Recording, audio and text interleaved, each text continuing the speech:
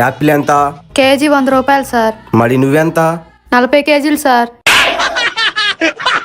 నేను అడిగింది నీ బరువు కాదు, నీ రేట్ ఎంత అని. ఏమన్నావన్నా? నీ రేటు చెప్పు అంటున్నా.